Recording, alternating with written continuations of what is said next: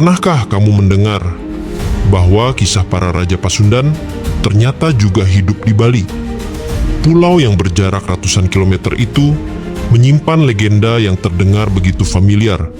Nama-nama kerajaan, silsilah bangsawan, hingga simbol-simbol yang serupa dengan tanah Sunda. Apakah ini hanya kebetulan? Ataukah ada jejak nyata dari migrasi kuno saat para bangsawan Pasundan menyeberang ke timur, membawa budaya, bahasa, dan darah biru mereka ke Pulau Paradewa? Di balik mitos dan naskah tua, tersembunyi kisah yang menghubungkan dua peradaban Nusantara, dan mungkin membuka tabir tentang bagaimana sejarah Indonesia membentang melampaui batas pulau dan zaman.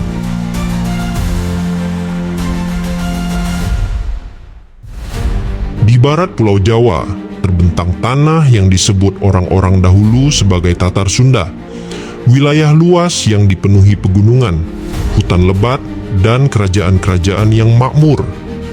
Di sanalah, sekitar abad ke-14, berdiri kerajaan Sunda Galuh, yang kelak melahirkan nama-nama besar seperti Prabu Siliwangi, sosok raja yang tak hanya memimpin, tapi juga dihormati sebagai penjaga keseimbangan alam dan manusia. Namun, sejarah mencatat, kerajaan ini perlahan memudar, terpecah oleh perebutan kekuasaan, datangnya pengaruh Islam dari Cirebon, dan arus perdagangan baru yang mengubah arah kebudayaan di pesisir barat Jawa. Tapi, di antara semua kisah runtuhnya kerajaan, ada satu catatan ganjil yang sering terlupakan, tentang rombongan bangsawan Pasundan yang disebut berlayar ke timur, membawa serta pusaka, naskah, dan keyakinan mereka.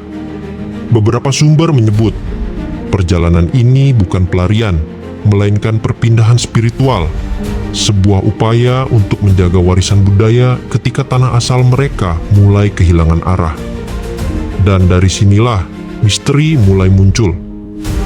Apakah mungkin sebagian darah dan kebijaksanaan Sunda kuno itu menyeberang lautan dan berakar di tanah Bali yang sakral itu?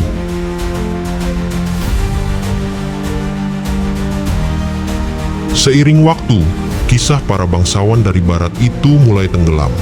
Tapi di Bali, jejaknya seperti muncul kembali dalam bentuk yang lain. Beberapa nama dalam lontar kuno menyebut sosok-sosok yang terdengar asing bagi telinga Bali, gelar dan panggilan yang mirip dengan tradisi Pasundan. Para peneliti menyebut, ada kemungkinan besar terjadi perpindahan budaya dan darah bangsawan setelah keruntuhan kerajaan Sunda di Pajajaran. Bukan sekadar pelarian politik, melainkan bentuk dari perjalanan batin, pencarian tempat baru bagi ajaran dan tatanan lama. Di beberapa daerah di Bali, terdapat sistem adat dan simbol kerajaan yang punya kemiripan mencolok dengan warisan Sunda kuno. Dari bentuk mahkota hingga cara upacara kerajaan dilakukan, semuanya seperti potongan mozaik yang menyatukan dua peradaban besar di Nusantara. Namun, apakah semua ini kebetulan? Atau ada hubungan yang lebih dalam yang disembunyikan oleh waktu dan lupa?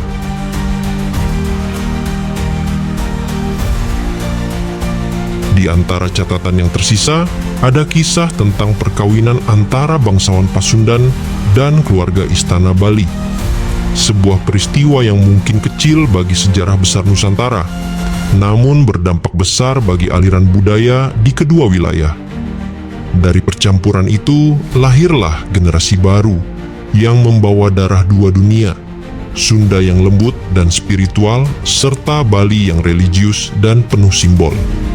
Beberapa lontar bahkan menyebut gelar-gelar yang mirip dengan kerajaan barat, seperti Sang Prabu dan Rakeyan, sebutan yang jarang ditemukan di luar tanah Pasundan.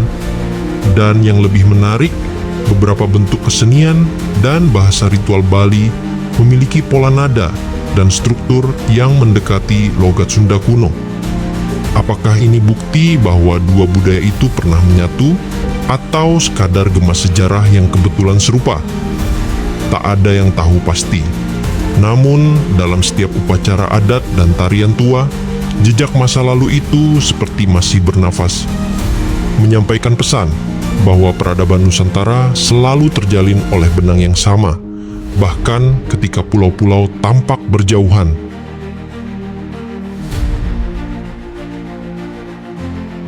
Di sebuah museum kecil di Bali, tersimpan selembar lontar tua yang tinta hitamnya mulai pudar.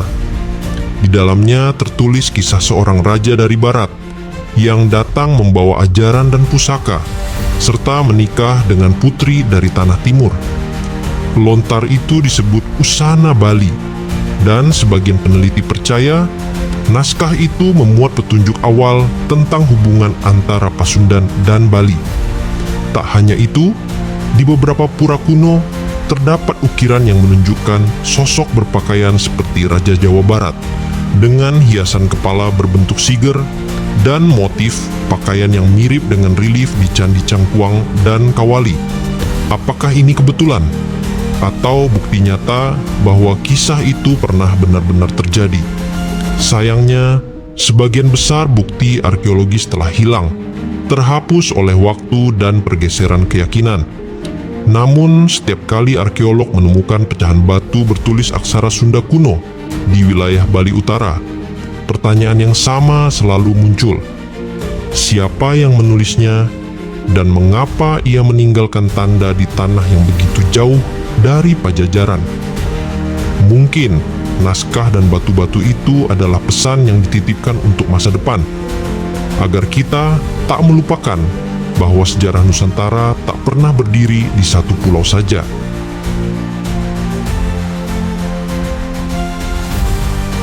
Meski waktu telah berjalan ratusan tahun, jejak Pasundan itu belum sepenuhnya hilang. Di beberapa desa tua di Bali bagian utara, masih ada istilah dan gelar adat yang memiliki kemiripan dengan bahasa Sunda kuno. Kata ratu dan prabu masih digunakan dalam konteks upacara tertentu, bukan sekadar panggilan, tapi penghormatan terhadap leluhur yang dianggap datang dari tanah jauh. Dalam beberapa tarian sakral, gerak tangan penari menggambarkan simbol gunung dan air, dua unsur suci yang juga menjadi inti kepercayaan Sunda wiwitan.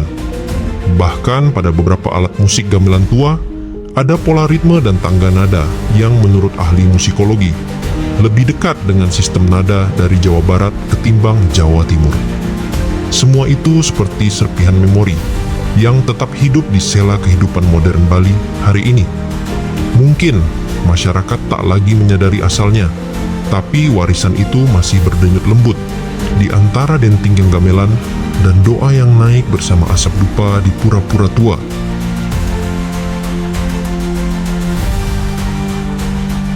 Sejarah selalu menyimpan dua sisi, yang tertulis dan yang hanya hidup di ingatan. Kisah tentang para bangsawan Pasundan yang menyeberang ke Bali mungkin tak akan pernah bisa dibuktikan sepenuhnya, tapi jejaknya terpahat dalam bahasa, tarian, dan keyakinan masih berbisik pelan di setiap sudut pulau ini. Mungkin yang mereka bawa bukan hanya pusaka, melainkan cara pandang terhadap harmoni, tentang bagaimana manusia, alam, dan leluhur selalu terhubung oleh benang yang tak terlihat. Dari Sunda hingga Bali, dari istana yang runtuh hingga pura yang masih berdiri, kita belajar satu hal, bahwa peradaban Nusantara bukan kumpulan kerajaan yang terpisah, melainkan jalinan jiwa-jiwa yang saling menyatu, menyeberangi pulau, waktu, dan kepercayaan. Sejarah bukan sekadar tentang siapa yang menang, tapi tentang siapa yang masih kita ingat. Jika kisah ini membuatmu melihat Indonesia dengan cara yang berbeda, jangan lupa tinggalkan jejakmu. Subscribe, nyalakan loncengnya, dan terus jelajahi misteri-misteri Nusantara bersama kami. Karena di balik setiap legenda selalu ada kebenaran yang menunggu untuk ditemukan.